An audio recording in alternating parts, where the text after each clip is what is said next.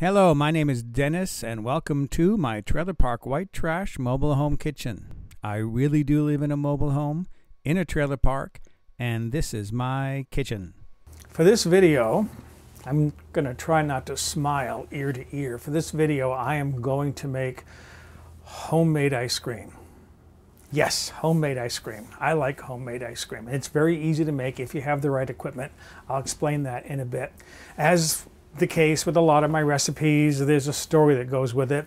When I was growing up as a child, my twin brother loved chocolate ice cream, and I refused to eat it. I didn't like chocolate ice cream. I liked vanilla ice cream. But I liked chocolate milk.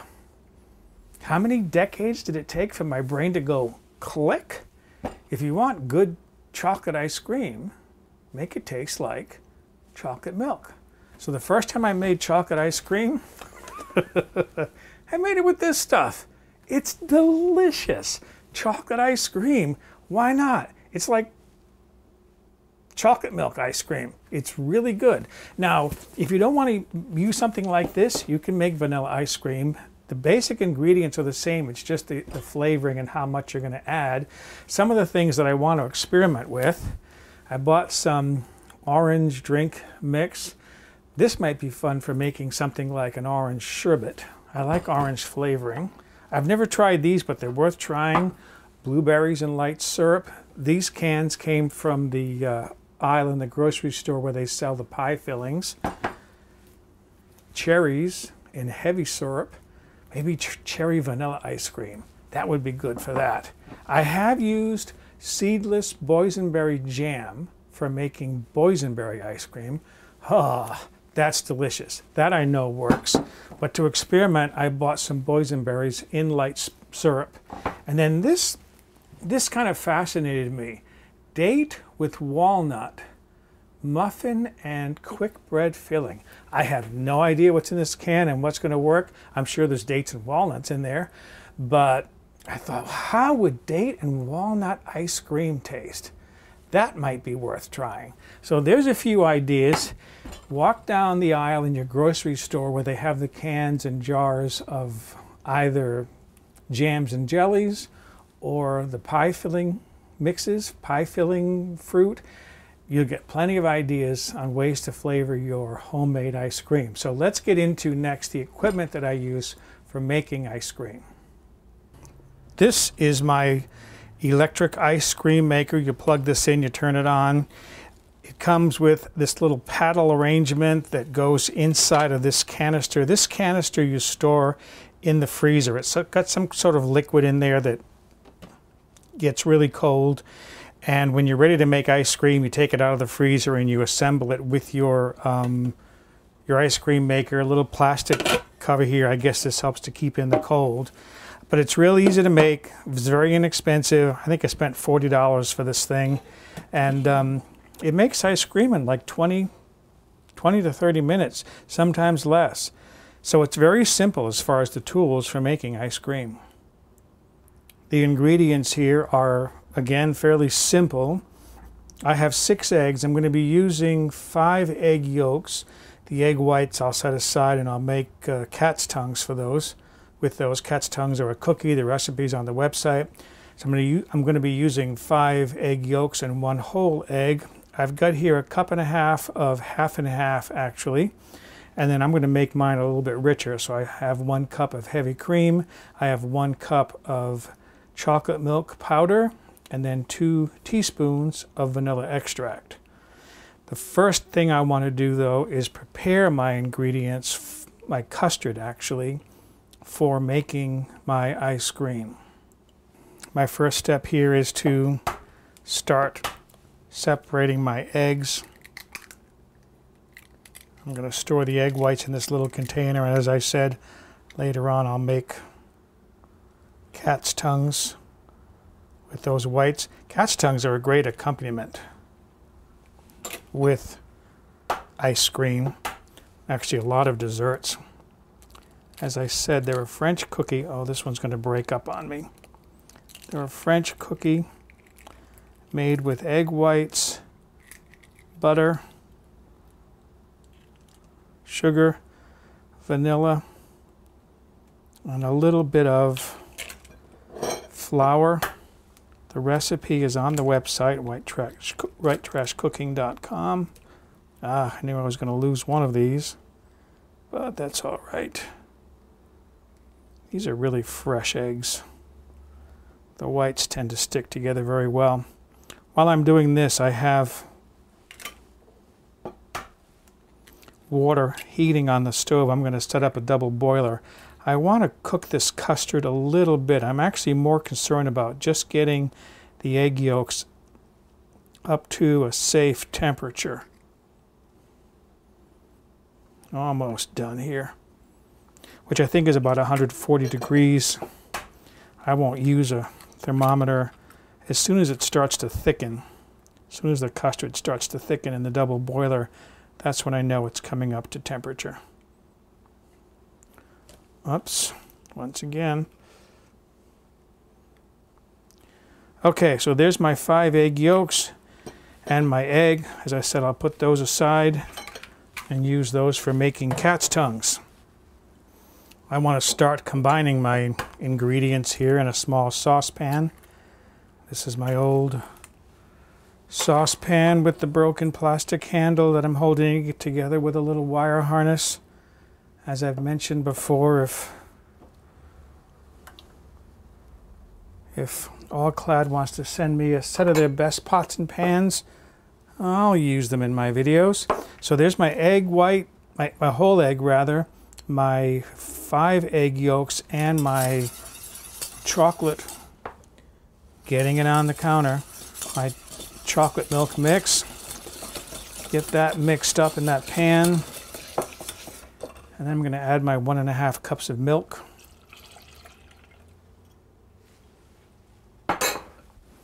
And get this mixed up.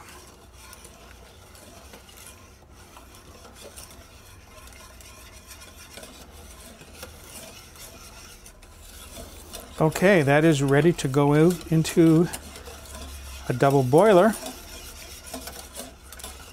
to be heated into my chocolate custard.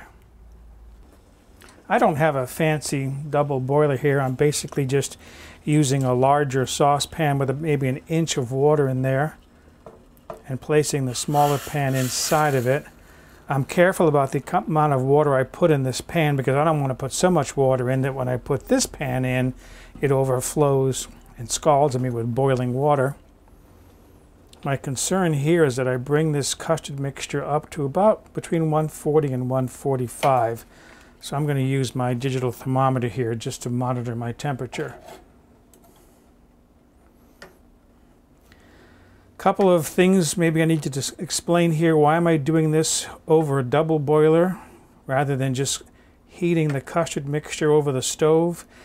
I have to be careful that I don't get the bottom of that pan so hot that it'll start to cook the eggs, because then I'll end up with scrambled eggs in hot chocolate, which you don't make ice cream out of. And the reason why I want to get this up to a safe temperature is because although it doesn't happen very often, and when it does it makes all the news, eggs can harbor salmonella bacteria, and it's typically on the outside on the shell, which you throw away anyways, and therefore you should wash your hands when you're handling eggs, and or it could be in the egg yolk. So because I'm using raw egg yolks here, I want to heat this up to a safe temperature that'll kill that bacteria and make this safe to use for my ice cream.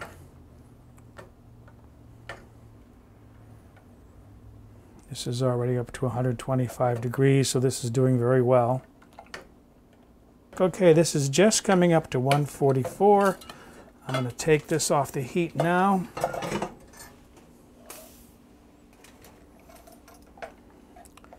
That I know is a safe temperature.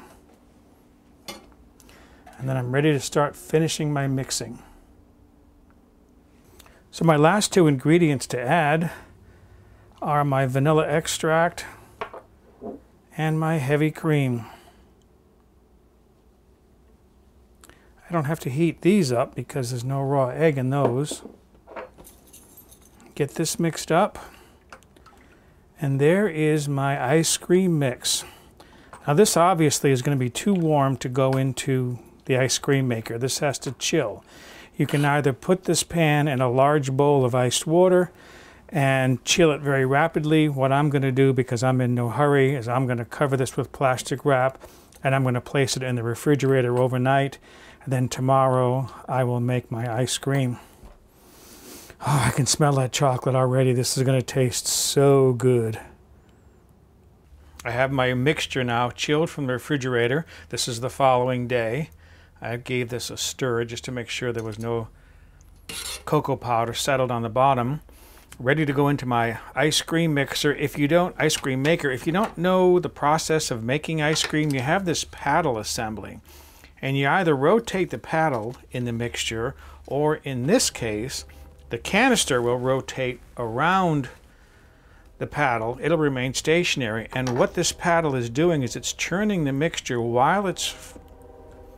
There goes another train. Yes, I live near the tracks.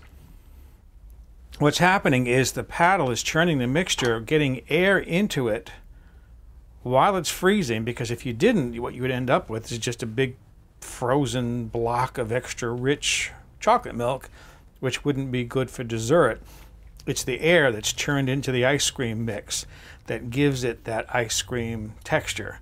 So I'm going to get my canister out of my freezer now and set up, and let's get this started. Here is my canister ready from the freezer. That just sits on the top.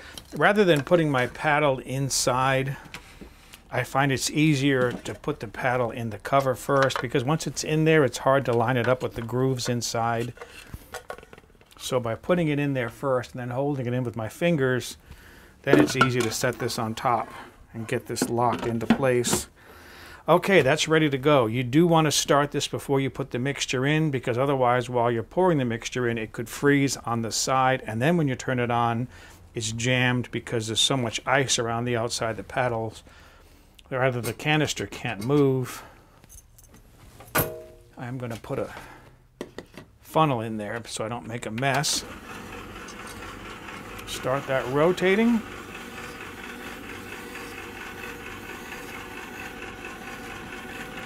And pour in my mixture.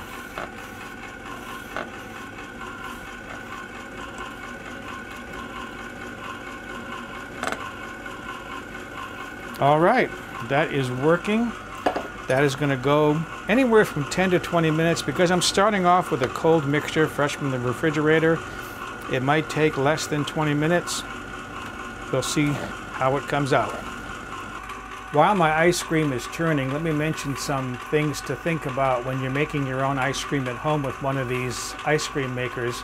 I showed you some possible flavorings, cans of pie filling. If it contains whole fruit, don't put the fruit into the mix at the beginning when you put it in the ice cream maker, because the paddles will break all that fruit up and you'll have a mess on your hand. So when I'm working with whole fruit, I strain out the fruit and then I stir that in lightly at the end, whether it's cherries or boysenberries or whatever. After the ice cream is made, I mix that in before I put it into the freezer for its final freezing. If you're working with something that it doesn't have whole fruit in it, like I'm making chocolate ice cream with chocolate milk mix, doesn't matter. You can put it all together at once, start it in the ice cream maker, and it'll turn out fine. All right, I'm ready to turn this off. I have a plastic container here that I bought specifically for ice cream. That's all I use this for. The reason why I'm turning this off is the ice cream has increased in volume because of the air, and it's right about coming up to the top of my container here. This holds about 1 quart. So I have just over probably a quart of ice cream here, and I got this in 15 minutes. Next process is to open this up and get all of this out of here. This is going to be a bit of work. Look at my ice cream there. Isn't that beautiful? Chocolate ice cream made from scratch.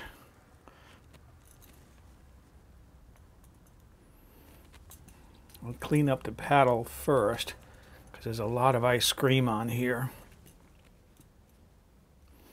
If you have children, this is where the children can lick the paddle. Don't let them lick the bowl. It's so cold it'll freeze their tongue to the side of the bowl.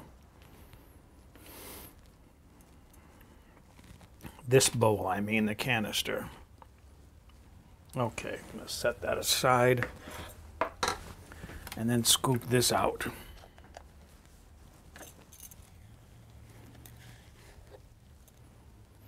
Oh, that looks beautiful.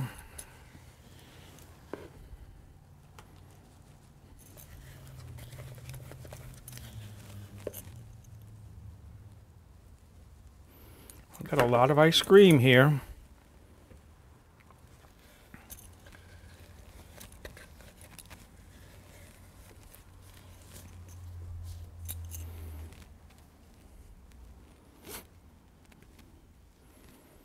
All right, pretty much got out all that I can get out. There's a little bit frozen to the bottom. If I wanted to, I could scrape that out with a wooden spoon. But there's not enough to worry about.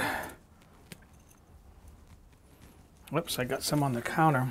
Don't want to lose any. All right, so there is what I'm seeing there from the side. Those measurements on the side there, I'm seeing about 1 quart of ice cream. I'm going to put this in the freezer to let it chill up a little bit more because it's kind of soft. Put it in there for about 20 minutes to half an hour, and then this will be ready to eat. Okay, I've had my ice cream in the freezer for 30 minutes. This is firmed up a little bit. Now let's see how it tastes. All right, let's see how this tastes here.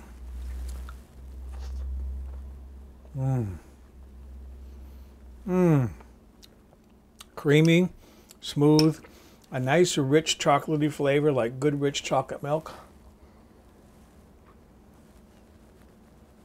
Homemade ice cream. With the summer coming up, you can't beat this. I gotta go eat my ice cream. For a printable PDF copy of this recipe with step-by-step photographs, visit the White Trash Cooking website and look on the home page or in the recipe archive.